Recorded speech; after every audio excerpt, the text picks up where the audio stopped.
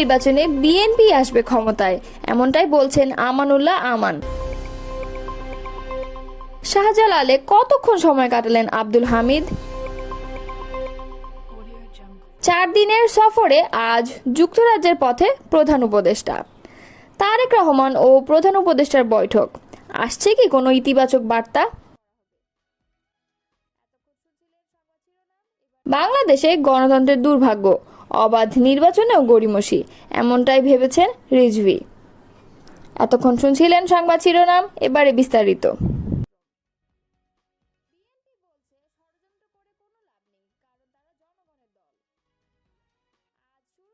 দেশে ফিরেছেন সাবেক রাষ্ট্রপতি আব্দুল হামিদ। থাইল্যান্ডে চিকিৎসা শেষে রোববার দিবাগত রাত 1:30টার দিকে থাই এয়ারওয়েজের একটি ফ্লাইটে তিনি হজরত শাহজালাল আন্তর্জাতিক বিমানবন্দরে অবতরণ করেন। সেখানে 1 ঘন্টা ইমিগ্রেশন শেষে বিমানবন্দর ছাড়লেন আওয়ামী লীগ সরকারের সাবেক রাষ্ট্রপতি। থাই এয়ারওয়েজের ফ্লাইট TG 339-এ করে ঢাকায় অবতরণ করে আব্দুল হামিদ। অবতরণের পর 1:45 তিনি হুইল চেয়ারে করে ইমিগ্রেশন কাউন্টারে যান। রাত 2:45টার সময় তার ইমিগ্রেশন সম্পন্ন হয়। পরে রাত 3টার দিকে বিমানবন্দর ত্যাগ করেন আব্দুল হামিদ। এর আগে গত 8 মে রাতে শাহজালাল আন্তর্জাতিক বিমানবন্দর থেকে থাই এয়ারওয়েজের ব্যাংককগামী একটি ফ্লাইটে যাত্রা করে দেশ ছাড়েন আব্দুল হামিদ। পরে বিষয়টি গণমাধ্যমে প্রকাশ পেলে দেশের রাজনৈতিক অঙ্গনে এ নিয়ে আলোচনা শুরু হয়। গত বছরের 5 আগস্ট ছাত্র জনতার তীব্র আন্দোলনের মুখে শেখ হাসিনা ও তার দল আওয়ামী লীগের পতন হলে দলটির অনেক নেতাকর্মী দেশ ছাড়লেও আব্দুল হামিদ দেশে অবস্থান করছিলেন। 9 মাস পর চিকিৎসার জন্য ব্যাংককের উদ্দেশ্যে দেশ ছাড়েন তিনি। আব্দুল হামিদের বিরুদ্ধে একটি হত্যা মামলা থাকার তথ্য জানা গেছে। গত 14 জানুয়ারি কিশোরগঞ্জ থানার সদর থানায় তার বিরুদ্ধে মামলাটি করা হয়। মামলাটিতে সাবেক প্রধানমন্ত্রী শেখ হাসিনা, শেখ রেহানা, সজীব ওয়াজেদ জয়, সাইমা ওয়াজেদ পুতুল, ওবায়দুল কাদেরের নাম রয়েছে। বিএনপি চেয়ারপারসনের রাজনৈতিক উপদেষ্টা আমানুল্লাহ আমান বলেছেন, ভোট নেই এমন কিছু রাজনৈতিক দল এখন বিএনপির বিরুদ্ধে অপপ্রচারে মেতে উঠেছে, কিন্তু তারা যাই করুক জনগণের হৃদয় থেকে বিএনপিকে মুছে ফেলতে পারবে না। ইনশাআল্লাহ আগামী নির্বাচনে বিএনপি রাষ্ট্রীয় ক্ষমতায় আসবে। রোববার বিকালে কেরানীগঞ্জের হজরতপুরে শহীদ প্রেসিডেন্ট জিয়াউর রহমান উচ্চ বিদ্যালয় অ্যান্ড কলেজ মাঠে আয়োজিত শহীদ প্রেসিডেন্ট জিয়াউর রহমান স্মৃতি ফুটবল টুর্নামেন্টের ফাইনাল খেলা ও পুরস্কার বিতরণ অনুষ্ঠানে তিনি এই কথা বলেন। ফুটবল টুর্নামেন্টে বক্তৃতায় আমানুল্লাহ আমান বলেন, এ মাঠ বিএনপি ভরাট করেছিল। এখানে বিএনপির ভারপ্রাপ্ত চেয়ারম্যান তারেক রহমান এসেছিলেন। আজকের খেলা দেখে বলা যায় এই মাঠটি এখন ঢাকা স্টেডিয়ামকেও ছাড়িয়ে গেছে। বিএনপি ক্ষমতা এলে এই মাঠকে আধুনিক মিনি স্টেডিয়ামে রূপান্তর করা হবে। ফাইনাল খেলায় মুখোমুখি হয় কেরানীগঞ্জের বামনসুর ক্রীড়া চক্র ও মানিকগঞ্জের চারিগ্রাম ফুটবল একাদশ।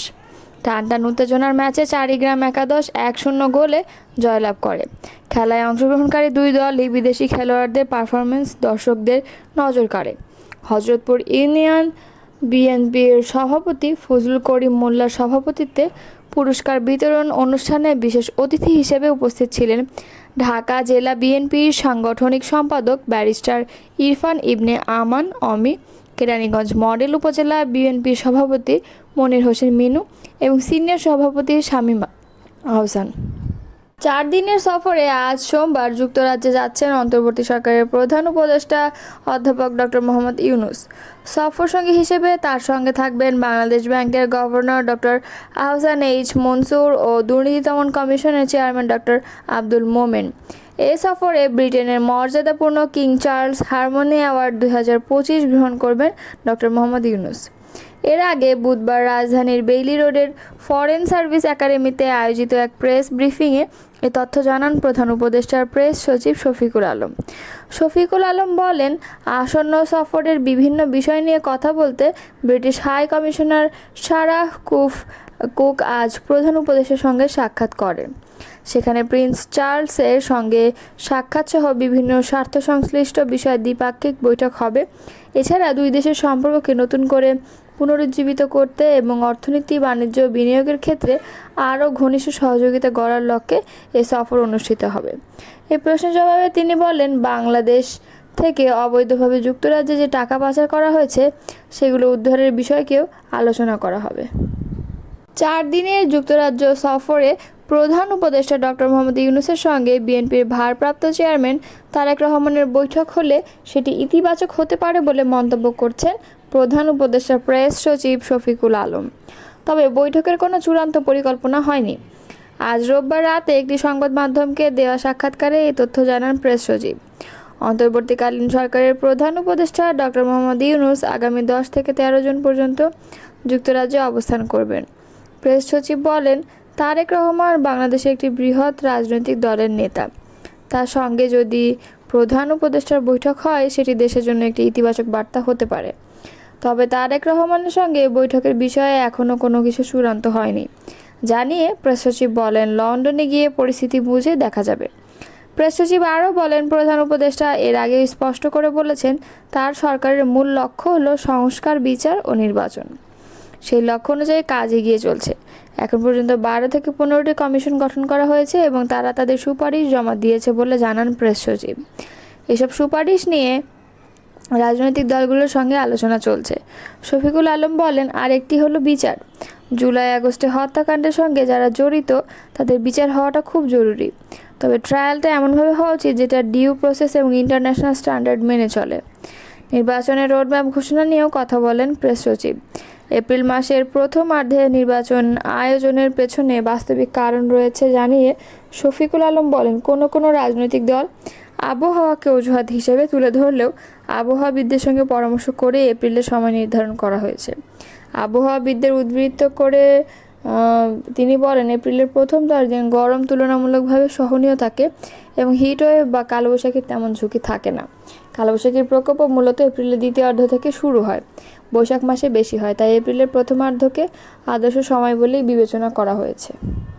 বাংলাদেশ জাতীয়তাবাদী দলের সিনিয়র যুগ্ম মহাসচিব রুহুল কবির রিজভী বলেছেন, জুলাইয়ের আত্মত্যাগের লক্ষ্য ছিল গণতন্ত্রকে অবমুক্ত করা, কিন্তু বাংলাদেশে গণতন্ত্রের দুর্ভাগ্য অবাধ নির্বাচন নিয়ে গড়িমসি হয়।